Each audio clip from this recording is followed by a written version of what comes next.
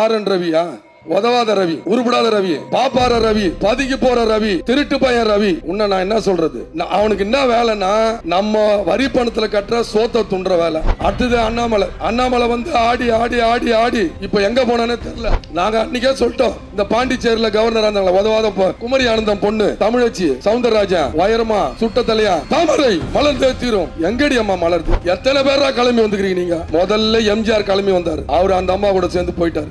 செத்து போனவங்கள திட்ட குற்றவாளியா இருந்த ஒரு முதலமைச்சர் ஜெயலலிதா. அடுத்தது விஜயகாந்த் வந்தாரு, என்ன ஆள் தெரியுமா? நானு அவரு நாக்க கட்சாரு, அவர் போய் சேர்ந்தார். அடுத்தது இப்ப புதுசா வந்துக்கிறாங்க. அது என் உயரத்துல பாதி உயரம் கூட இல்லங்க. அவன் அவ கூட இவ கூட எல்லாம் ஆடிட்டு எனக்கு அவனை பத்தி பேசனாவே பத்தின்னு எரிது எனக்கு. அவன் ஒரு பொதுச் செயலாளர் வச்சுக்கிறான், அதுக்கு மேல ஏன்டா சேர் எடுக்கிறீங்க, ஏன்டா சேர் எடுக்கிறீங்க அப்படின்னு அவன் ஒரு பக்கம் கத்திங்க. போன வாரத்துல சால்வ போட்டுன்னு வந்து மஞ்சள் கலர்லயும் சிவப்பு கலர்லயும் இப்போ திடீர்னு வந்து நான் முதலமைச்சர் ஆகிறேன். நாங்கெல்லாம் என்னடா வாயில வச்சுக்கினாடா இருக்கிறோம்? டேய் அறிவு இருக்குதாடா இல்லையா? நான் கேட்கிறேன் உனக்கு.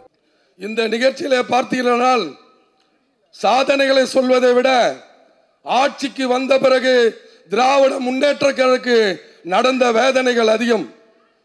அனைத்து வேதனைகளையும் நம்முடைய ஒன்றிய அரசு இருக்கிறாரே மோடி அவர்கள் திராவிட முன்னேற்ற கழகத்திற்கு எந்த அளவுக்கு கெடுதல் செய்ய முடியுமோ அவர் அங்கிருந்து கெடுதல் செய்கிறார். இங்க ஒருத்தன் இருந்து நமக்கு கெடுதல் பண்றான். அங்க இருக்கிறவன் மோடி, இங்க இருக்கிறவன் வி என் ரவி. இந்த ரெண்டு பேரும் சேர்ந்து இந்த ஆரன் ரவியா, உதவாத ரவி, உருப்படாத ரவி, பாப்பார ரவி, பதுக்கி போற ரவி, திருட்டு பையன் ரவி. உன்ன நான் என்ன சொல்றது? ஒரு கவர்னர் என்பவர் கலைஞர் அவர்கள் ஆட்சியில் இருக்கும் போது ஆட்டுக்கு தாடியும் நாட்டுக்கு கவர்னரும் எதுக்கு கேட்ட திராவிட முன்னேற்ற கழக ஆட்சி எங்கள் ஆட்சி. எங்கள் ஆட்சியை சீண்டி பார்த்தால் உனக்கு கொட்டு மக்களால் இல்லை சுப்ரீம் கோர்ட்டால். இன்று என்ன நடந்து கொண்டிருக்கிறது? எங்கள் மீது நாங்கள் அனுப்புகின்ற நான் என்ன கேட்கிறேன்னா, அந்த வி என் ரவிய ஆரன் ரவிய சாரி அந்த எனக்கு அந்த வி என் ரவி ஞாபகம் வருது. அவன் இப்ப நான் என்ன சொல்றேன்னா, இந்த ஆரன் ரவி வந்துட்டு என்னதான் பண்றாருன்னா அவனுக்கு என்ன வேலைன்னா நம்ம வரி பணத்துல கட்டுற சோத்த துண்ற வேலை. இங்க பங்களா பார்த்துருப்பீங்க, இங்க எம்எல்ஏ எம்பியும் அமைச்சரும் சிங்கிள் வீட்டில் இருந்து எவ்வளவு கஷ்டப்பட்டுக்கிறாங்க. அவனுக்கு பார்த்தீங்கன்னா ஒரு 50 ஏக்கர்ல மாந்தோப்பு மறிக்குதுங்க, குழு குழு குழு குழு குழு குழுன்னு இருக்கிறாங்க. அந்த பக்கம் கவர்னர் மாளிகை போய் பாருங்க, அவனை பார்க்கறதுக்கே நம்ம 5 கிலோமீட்டர் உள்ள போனோம். அப்படியாக நம்முடைய தமிழ்நாட்டு சோற்றை சாப்பிட்டு கொண்டு திராவிட முன்னேற்ற கழகத்திற்கு பேராபத்தை நமக்கு ஏற்படுத்திக் கொண்டிருக்கின்ற இந்த ஆரன் ரவியை சுப்ரீம் கோர்ட் இன்று நீ பண்றதெல்லாம் தப்புப்பா, முடிஞ்சா பாரு, இல்லைன்னா கிளம்பு மூட்டை கட்டிக்கின்னு அப்படின்னு சொல்ற அளவுக்கு இன்ற நம்முடைய ஆட்சி அதிகாரம் நம்முடைய திராவிட முன்னேற்ற கழக வழக்கறிஞர்கள் சட்ட பிரகாரம் சந்திச்சு இன்றைக்கு ஆரன் ரவியை வீட்டுக்கு அனுப்பக்கூடிய அளவிலே இன்று நடந்து கொண்டிருக்கிறது. அடுத்ததா பாத்தீங்கன்னா இந்த Annamalai, we N Ravi governor, அடுத்தது அண்ணாமலை வந்து ஆடி ஆடி ஆடி ஆடி இப்ப எங்க போனானே தெரியல. இப்போ அந்த அண்ணாமலை வந்து நாங்க அன்னைக்கே சொல்லிட்டோம், ஏமா அந்த மகன் சொல்லிட்டோம், நம்ம கவர்னர் இந்த பாண்டிச்சேரியில் கவர்னர் இருந்தாங்களா உதவாத கவர்னர் ஆகி இப்போ ஒன்றும் இல்லாமல் 0 பாயிண்ட்ல உட்காந்துக்கலாம் பாருங்க. குமரி ஆனந்தம் பொண்ணு தமிழச்சி சவுந்தரராஜன் வயரமா சுட்ட தலையா மனக்கட்டை போட்டு தான் எழுந்து நின்று பேசணும். அந்த அம்மா சொல்லிச்சு தாமரை மலர்ந்தே தீரும், தாமரை மலர்ந்து. எங்கடி அம்மா மலருது? ஆட நான் ரெட்டையர்ல போய் பார்த்தா அங்கேயும் மலர மாட்டேருந்து, சுண்டி காலத்தில் போய் பார்த்தா அங்கேயும் மலரல. சரி மாதவன் சார் இருக்கிறாரு, அவர் குளத்துலயாவது மேட்டுக்குளத்துலயாவது மலர்னு பார்த்தா அங்கேயும் மலர மாட்டேங்குது. சரி அங்கதான் மலரல. இது நம்ம திருவிக நகர் செட்டியாரத்தில் ஒரு குளங்குது, அங்கேயாவது போய் பார்த்தா அங்கேயும் மதுரை வாயில் தொகுதி இல்லை, தமிழ்நாட்டில் எங்கேயுமே தாமரை மலர மாட்டேங்குது. அவன் வந்து என்ன பண்றான்னா இந்த ரெட்டை இலக்காரர்கிட்ட ஒட்டிக்கிறான். ரெட்டை இலக்கார்ட்ட ஒட்டிக்கின்னு தாமரை மலர்ந்தே தீரும், தாமரை மலர்ந்தே தீரும். அவன் என்ன சொல்றான், ரெட்டை இலைக்கு மேலதான் தாமரைக்குதுன்றான். இவன் என்ன சொல்றான், தாமரைக்கு கீழே தான் ரெட்டை இலக்குதுன்றான். டேய், நீங்க கீழனா இருங்கோ மேலனா இருங்கோ, நீங்க எப்போ கட்டம் சரியில்லை திட்டம் சரியில்லைன்னு சொன்னீங்களோ, நீங்க வந்து வர 2026 திரும்பவும் நாங்க தான் 7வது முறையாக திராவிட முன்னேற்ற கழக ஆட்சி நம்ம தமிழ்நாட்டில் மலர்த்தான் போகுது. கண்டிப்பா அதுக்கு உங்களோட ஒத்துழைப்பு கண்டிப்பா தேவை. இப்போ ஆட்சி வந்துச்சு. இப்போ என்ன பண்றேன்னா, இந்த ஒன்றிய அரசு இருக்கான் பாருங்க, மோடி அவர்கள் நம்ம தமிழ்நாட்டுக்கு கொடுக்க வேண்டிய, இப்போ நான் என்ன சொல்றேன்னா, ஒரு தாய்க்கு 3 குழந்தைகள் 4 குழந்தைகள் பிறகுது. பெத்த தாய் என்ன பண்ணுவாங்க, எல்லா குழந்தையும் ஒரே மாதிரி தானே பார்ப்பாங்க. இவன் என்ன பண்றான் பாரு, இந்த மோடி என்ன பண்றான், ஒரு குழந்தைக்கு முட்டையை வைக்கிறான், இன்னொரு குழந்தைக்கு கறிகம் போடுறான், நமக்கு மட்டும் தண்ணி சோறு போடுறாங்க. அவன் என்ன பிரச்சனைன்னு சொல்றான் உங்களுக்கு. நமக்கு கொடுக்க வேண்டிய பணத்தை கொடுக்க மாட்டாங்க. நமக்கு கொடுக்க வேண்டிய பணம் அவன் பணம் கிடையாது, தமிழ்நாட்டிலிருந்து ஜிஎஸ்டி வரியா போற பணம். அந்த பணத்தை ஒரு % தமிழ்நாட்டுக்கு திருப்பி கொடுக்கணும். அதன் அடிப்படையில் தான் இங்க நிர்வாகம் நடத்தணும். ஜிஎஸ்டிலாம் இவன் பணம் வாங்கிக்கின்னு நமக்கு கொடுக்க மாட்டான். அப்ப நான் இங்க என்ன கேட்கறேன்னா, நம்ம தலைவர் கூட சொன்னாரு, ஜிஎஸ்டியை நிறுத்திட்டா நீ என்ன பண்ணுவ? ஒன்றிய அரசு நம்ம கேட்டுக்கிறது என்னன்னா, ஜிஎஸ்டியை நிறுத்திட்டா நீ என்ன பண்ணுவ? அதுக்கு மேல நான் பேசினா தப்பாயிடும். தனி நாடு கேட்டா என்ன பண்ணுவேன்? ஜிஎஸ்டியை நிறுத்திடுறோம், தனி நாடு கேட்டா என்ன பண்ணுவேன்? அண்ணா கேட்டதான். நம்ம திராவிட முன்னேற்றத்துக்கு தைரியம் இல்லாத ஒண்ணு கிடையாது. ஏற்கனவே நம்ம கேட்டதான். அண்ணா இருக்கும்போது தனி நாடு கேட்டோம். ஆனா அண்ணா என்ன சொல்றாரு, அன்று காலகட்டத்துக்கு நேரு கேட்டுக்கினாங்க, இந்திரா காந்தி கேட்டுக்கினாங்க, அது வேணாப்பா பின்னால பாத்துக்கலாம் அப்படின்னு சொல்லி அண்ணா அவர்கள் அதை கைவிட்டாரு. கலைஞரும் அதை விட்டுட்டாரு. இப்ப நம்மள விட்டுட்டோம். ஆனா நம்மளை பிரச்சனை கொடுக்கும்போது நம்ம எதனா பேச வேண்டியது இருக்குது.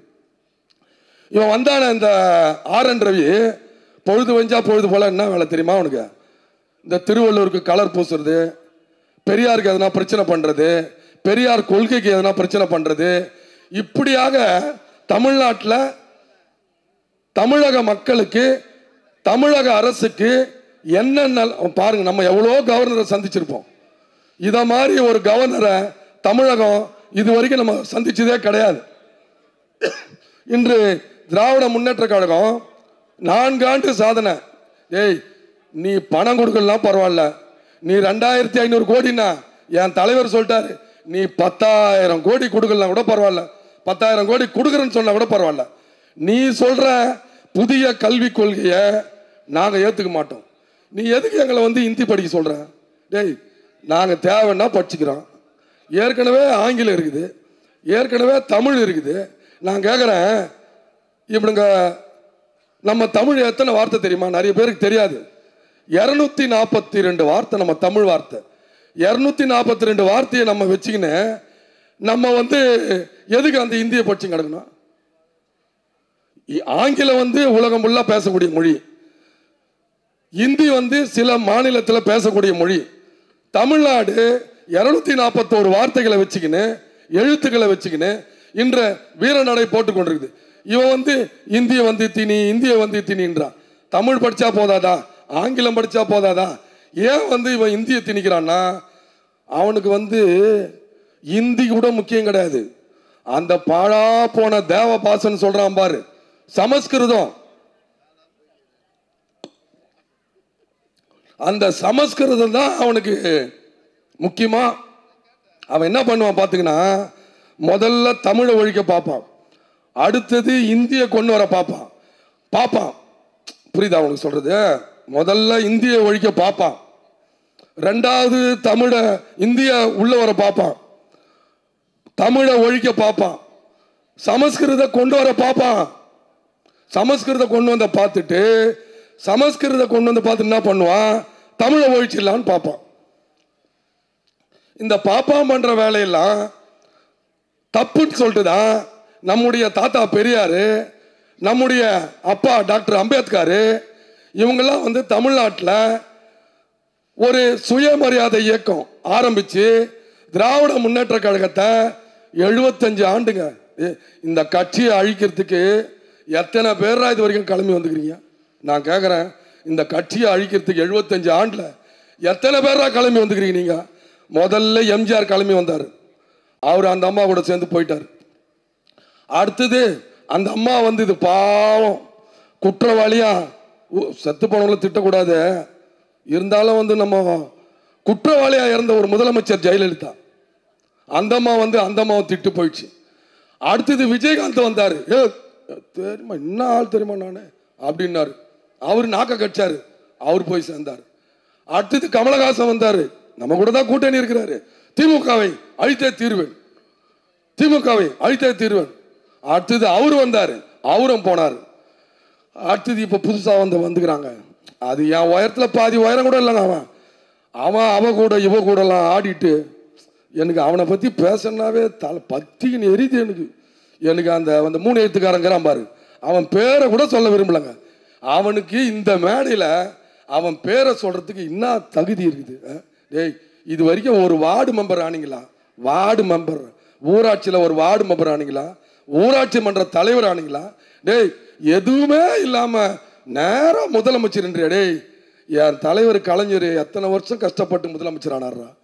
அடுத்து என் தலைவர் முத்துவேல் கருணாநிதி ஸ்டாலின் இந்த கட்சிக்காகவும் இந்த நாட்டுக்காகவும் எவ்வளவு கஷ்டப்பட்டுறா முதலமைச்சர் ஆனாரு. டேய், போன வாரத்தில் சால்வை போட்டுன்னு வந்து மஞ்சள் கலர்லையும் சிவப்பு கலர்லையும் இப்போ திடீர்னு வந்து நான் முதலமைச்சர் ஆகிறேன்றிய, நாங்கெல்லாம் என்னடா வாயில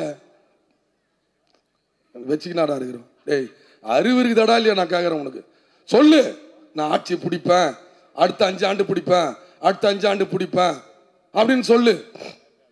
அதை விட்டுட்டு வந்து கொஞ்ச நாள்லயே நான் ஆட்சியை பிடிப்பேன் அடுத்த முறை. அதுல வேற என்ன தெரியுமா எனக்கு, நம்மளே கத்தி பேசுறவங்க அங்க அவன் கத்துறான். யாரு அவங்க? அந்த 3 எழுத்துக்காரன் சினிமாக்காரன். அவன் ஒரு பொதுச் செயலாளர் வச்சுக்கிறான். அதுக்கு மேல ஏன்டா சேர் எடுக்கிறீங்க, ஏன்டா சேர் எடுக்கிறீங்க அப்படின்றான். அவன் ஒரு பக்கம் கத்திங்கிறான். இந்த ஏடிஎம் காரன் இருக்கானுங்க பாருங்க, அவனுங்க பாவம். எனக்கு ஏடிஎம் காரனை திட்டுறதை விட பிஜேபி தான் திட்டுறது ரொம்ப பிடிக்குது. ஏன் சொல்லுங்க? அவனுக்கு ஐயா பாவம், நம்ம பங்காளிங்க தானே.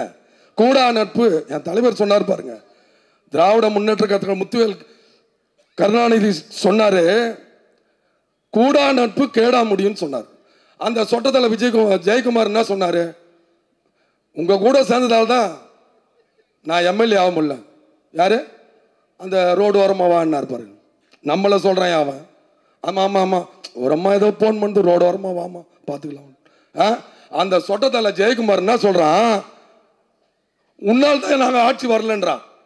டே, உனக்கு அறிவு இதில் அம்மா கூட அமைச்சராக இருந்தவன் தானே. இதில் வேற அவன் ஒரு சபாநாயகராக இருந்தவன்.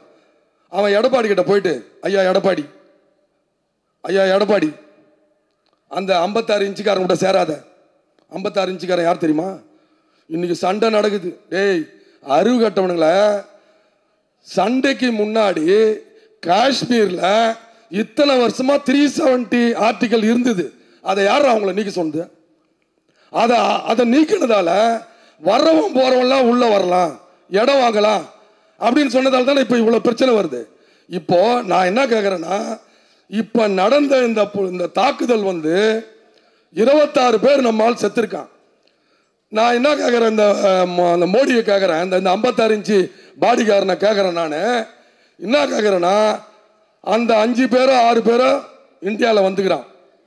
எத்தனை கிலோமீட்டர் தாண்டி வந்துக்கிறான்? பார்டர்ல இருந்து 250 கிலோமீட்டர் தாண்டி வந்துக்கிறான். டேய், 250 கிலோமீட்டர் தாண்டி வந்து 1.5 வருஷம் எங்க இருந்துக்கிறான்? காஷ்மீர்ல இருந்துக்கிறான். நீ என்னடா புடிங்கடா நீங்க?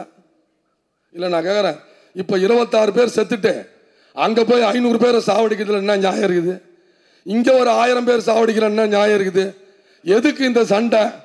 இவனுங்க நல்ல பேர் வாங்குறதுக்கு சண்டை, இவனுங்க வந்தாலே சண்டை. இது அமெரிக்கா, இது ஒரு பக்கம், சைனா ஒரு பக்கம் வரான், அமெரிக்கா ஒரு பக்கம் வரான். இப்படி பலதரப்பட்ட இந்த மோடி என்ன பண்றான்னா, அடுத்தது கொண்டு வரான், ஒரே நாடு ஒரே தேர்தல்ன்றான். ஏங்க இது நம்ம அந்த காலத்தில் சொல்லுவோம், ஜெயலலிதா ஆட்சியில் பொழுது வெஞ்சா யார் அமைச்சர் தெரியாதுன்னுவோம், அந்த அம்மா ஆட்சியில். அதே மாதிரி இந்த மோடி சர்க்கார் என்னைக்கு வந்ததோ திடீர்னு வருவான், நாளைக்கு காலையில் நோட்லாம் செல்லாதுன்றான், ரூபா நோட்டு செல்லாதுன்னு போய் லைன் நின்றான். அந்த லைன் நின்று ஒரு 500 பேர் செத்துட்டாங்க. ஒரு நோட்டை மாற்ற சொல்லி அந்த நோட்டை, இதெல்லாம் பழசுலாம் நீங்கள் மறந்துடுவீங்க. அதுக்கு தான் இப்போ உங்களுக்கு இந்த மீட்டிங் போட்டு பழசுலாம் மறந்துடக்கூடாது, மோடி சொன்ன தப்புலாம் வெளியே சொல்லணும், திரும்ப வந்து தமிழ்நாட்டிலையோ இந்தியாவிலையோ தாமரை மலர்ந்து கூடாது அப்படின்றத விளக்க கூட்டம் உங்களுக்கு போடுறோம்.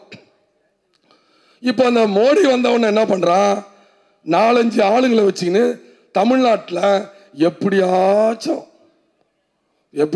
தாமரையை மலர வச்சுட்டோம். அவனுக்கு இன்னொரு திட்டம் இருக்குதுங்க.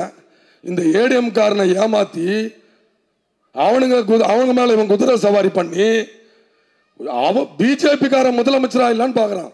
நீங்க ஒன்று ஞாபகம் வச்சுங்க, ஒரு மாநிலத்தை பார்த்தீங்கன்னா 234 தொகுதிக்குன்னு வச்சுங்க, நம்ம நினைப்போம் மிஞ்சி போனா 10 ஜெயிப்பான் 20 ஜெயிப்பான்னு.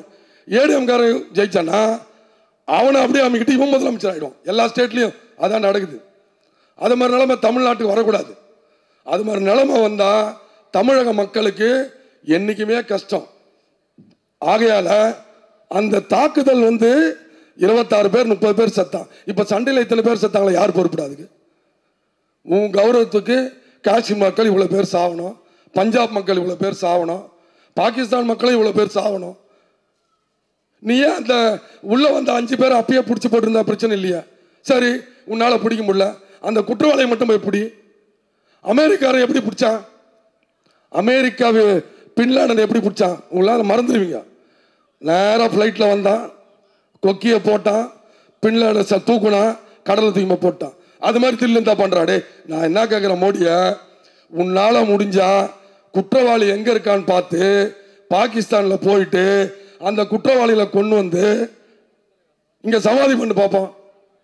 இது எதுவுமே பண்ணாம பொழுது வஞ்சா பொழுது போனா இந்த திராவிட முன்னேற்ற கழக ஆட்சிக்கு என்ன இடைஞ்சல் பண்ணலாம், எந்த மாதிரி இந்திய கொண்டு வரலாம், இப்படி பலவிதமான பிரச்சனைகளை கொண்டு வரான். அதுக்கு ஊதுகுழா இங்க ஒரு எச்ச ராஜான்னு ஒருத்தங்கிறான். அவனுக்கெல்லாம் நம்ம பதில் சொன்னா ரொம்ப அசிங்கமாயிடும். அவன் என்ன பேசுறானே தெரியாது. அவரு திட்டுறது, இவரு திட்டுறது, இப்படி திட்டுறது, இப்படி இந்த பிஜேபி கார இந்த ஏடிஎம்கே ஆட்டம் கூட தாங்கி இல்லாம பொழுது பிஜேபி கார ஆட்சி வந்து தாங்க முடியல. இப்படியாக இப்போ ஏடிஎம்கே காரங்க முட்டின்னு வராங்க, எப்படியாவது நம்ம ஆட்சியை பிடிச்சிடணும், எப்படியாவது நம்ம ஆட்சியை பிடிச்சிடணும், முதலமைச்சர் ஆயிடணும்னு எடப்பாடி என்ன பண்றாரு, துடிக்கிறார். ஆனா அவர் இருக்கும்போது நடந்த தப்பெல்லாம் விட்டுறாரு. உதாரணத்துக்கு சொன்னா, வேளாண்மை சட்டம் ஒன்றிய அரசு கொண்டு வந்தது. அதுக்கு எத்தனை பேர் போராட்டம் பண்ணாங்க? அந்த போராட்டத்துக்கு இந்த எடப்பாடி ஆதரவு தெரிவிச்சான். அதுல எத்தனை விவசாயி தச்சாங்க. கடைசியில் அந்த சட்டம் வந்து போராட்டத்தால கைவிடப்பட்டது. அடுத்தது பார்த்தீங்கன்னா இந்த குடியுரிமை சட்டம், குடியுரிமை சட்டத்துக்கும் ஒப்புதல் கொடுத்தவன் எடப்பாடி தான். அதுவும் இப்ப நம்ம ஒப்புதல் கொடுக்கல. அடுத்தது ஜிஎஸ்டிக்கு ஒப்புதல் கொடுத்ததும் எடப்பாடி தான், அதுக்கு நம்ம ஒத்துக்கல. இந்த தூத்துக்குடியில துப்பாக்கி சூடு நடந்தது பாரு, அது என்ன சொல்றான், டிவியில பார்த்தா நான் தெரிஞ்சுக்கின்றான். இது எங்கன்னா ஒரு முதலமைச்சர் சொல்லுவாரா? சாத்தான்குளம் காவல் நிலையத்தில் 2 பேரை வச்சு கொலை பண்ணானுங்க, அது இவங்க மறந்திருக்க முடியாது. பொள்ளாச்சி அந்த பொள்ளாச்சி ஜெயராம இருக்கான அந்த மகன் அவெல்லாம் சேர்ந்து பண்ண அட்டூழியெல்லாம் உங்களுக்கு தெரியும். இப்படி அதிமுக ஆட்சியில் எவ்வளோ பிரச்சனைகள் நடந்தது. அதையெல்லாம் மறைக்கப்பட்டு சாணி போட்டு மொழுகப்பட்டு திரும்பவும் ஆட்சிக்கு வர்றதுக்கு துடிக்கிறான். துடிக்கிறதோ இல்லாம பிஜேபியை வளர்க்கறதுக்கு முயற்சி பண்றான். இதை தான் நம்ம தடுக்கிறோம். நீ வா, முயற்சி பண்ணு, முடிஞ்சா பாரு. திராவிட முன்னேற்ற வீழ்த்து நினைச்ச எல்லாரும் போய் சேர்ந்தான். முடிஞ்சா நீ வா, வந்து திராவிட முன்னேற்ற வீழ்த்தி பாரு. 2026 பார்த்துடலாம் வா. அதை விட்டுட்டு பல குறுக்கு வழியில அவர் பண்ண கொடநாடு கொலை வழக்கு, அதில் தப்பிக்கிறதுக்காக எங்க ஏடிஎம் கட்சியை போய் அடகு வச்சிருக்காங்க. ஏடிஎம் கட்சியை போய் அடகு வச்சுட்டான் மோடி கிட்ட. இவன் அங்க போகமாட்டான்னு சொன்னது 3 கார்ல மறைஞ்சு போறாங்க. எங்க தில்லி இருந்தா ஒரே கார்ல போய் மோடி பாராம்பா. நீ பிரதமர் தானே பார்க்க போற, அமித்ஷா தானே பார்க்க போற, ஏன் மறைஞ்சு போய் பார்க்குற? இப்படியாக இந்த 4 ஆண்டு சாதனையை, 4 ஆண்டு சாதனை என்ன, எவ்வளோ சாதனை. மகளிருக்கு உரிமை தொகை, மகளிர்லாம் பின்னாடி உட்கார்ந்து இருக்காங்க.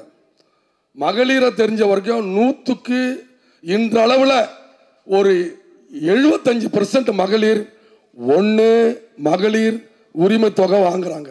1000 ரூபாய் மாசமான அக்கௌண்ட்ல வந்து டொக்குன்னு வந்துச்சு. இல்ல முன்னாடி வாங்கியிருந்த முதியோர் பென்ஷன், விதவை பென்ஷன் அந்த பணம் வந்து ஒன்று அக்கௌண்ட்ல உழுது, இல்லை சம்பந்தப்பட்ட இடத்துல போய் கையெழுத்து போட்டு பணம் வாங்கிக்கிறாங்க. அதை எதனா நாங்கள் நிறுத்தணுமா? முதியோர் பென்ஷனும் வருது,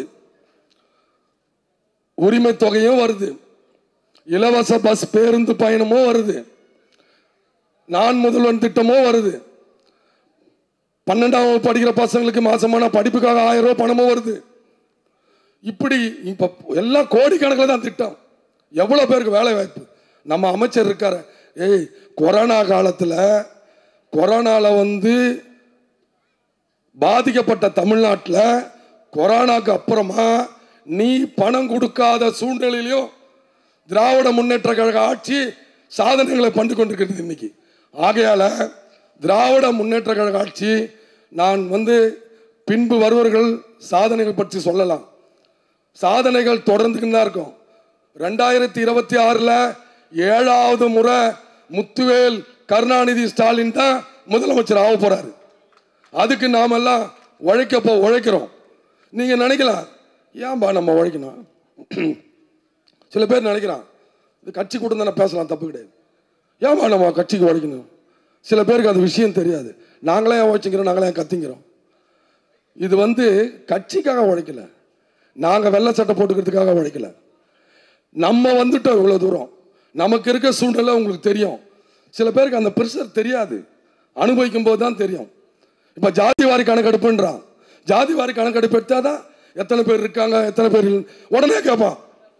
பிஜேபிக்காரன் உடனே கேட்பான், ஜாதி வாரி கணக்கெடுப்பு ஏன் எடுக்கிறீங்க, நீங்க தான் ஜாதி இல்லைன்னு சொல்றீங்களா? டேய், அந்த காலத்தில் ஜாதியை கேட்டான். எது கேட்டான் தெரியுமா? ஜாதிய படிக்க கூடாதுன்னு கேட்டான். மக்களை புரிஞ்சுக்குங்க, அந்த காலத்தில் ஜாதி என்னான்னு கேட்டான், படிக்க கூடாதுன்னு கேட்டான். நாங்க இப்ப எதுக்கு தெரியுமா கேட்கிறோம்? படிக்கணும்னு கேட்கிறோம், படிக்கணும்னு கேட்கிறோம். 3% வாங்கி வச்சுக்கின்னு 97% சாப்பிடலாம்னு நினைக்கிறீங்க. இது எந்த விதத்தில் ஆகும்? 4 ஆண்டு சாதனைகள். எனவே திராவிட முன்னேற்ற கழகத்தின் இந்த 4 ஆண்டு சாதனைகளை விளக்குகின்ற இந்த பொதுக்கூட்டத்திலே வட்ட செயலாளர் அவர்கள் இந்த பெருமையான மகத்தான பொதுக்கூட்டத்தை ஏற்பாடு செய்து உங்களை எல்லாம் இங்கே வரவழைத்து எங்களுடைய கருத்துக்களை நீங்கள் காதில் வாங்கி, தயவு செஞ்சு சொல்றேன், இந்த காதில் நாங்கள் ஒன்று வாங்க பேசுவோம் எல்லாரும், தயவு செஞ்சு இந்த காதில் வாங்கி தயவு செஞ்சு தெரிஞ்சவங்களுக்கு சொல்லுங்க. எக்காரணத்தை கொண்டும் மீண்டும் இந்த தமிழ் மண்ணில் மதவாத சக்திகள் வளரக்கூடாது, மதவாத சக்திகள் வளரக்கூடாது. சாதனைகள் தொடர்ந்து கொண்டே தான் இருக்கும். நம்முடைய வருங்காலத்தில் திராவிட முன்னேற்ற கழகத்தை கரத்தை வலுப்படுத்திட நம்முடைய முத்துவேல் கருணாநிதி ஸ்டாலின் அவர்களுடைய கரத்தை வலுப்படுத்திட நம்முடைய துணை முதலமைச்சர் உதயநிதி ஸ்டாலின் அவருடைய கரத்தை வலுப்படுத்திட மீண்டும் தமிழ் மண்ணிலே மதவாத சக்திகள் மேலோங்காம இருக்க திராவிட முன்னேற்ற கழகம் ஆட்சி அமைக்க உங்களுடைய பாதம் தொட்டு வணங்கி கேட்டுக்கொள்கிறோம். வருகின்ற தேர்தலிலே 2026 தேர்தலிலே இந்த தொகுதியானாலும் சரி, எந்த தொகுதியானாலும் சரி, எங்கே நீங்க வாக்களிக்க சென்றாலும் சரி, திராவிட முன்னேற்ற கழகத்தை கூட்டணி ஆதரித்து நீங்கள் வாக்களித்து முத்துவேல் கருணாநிதி ஸ்டாலின் அவர்களுடைய கரத்தை வலுப்படுத்த வேண்டும், வலுப்படுத்த வேண்டும். தொடரட்டும் திராவிட முன்னேற்ற கழக ஆட்சி, அவருடைய கரத்தை வலுப்படுத்தும் என்று கூறி பேச வாய்ப்பளித்த பகுதி செயலாளர் அவர்களுக்கு நன்றி கூறி விடைபெறுகிறேன். நன்றி, வணக்கம்.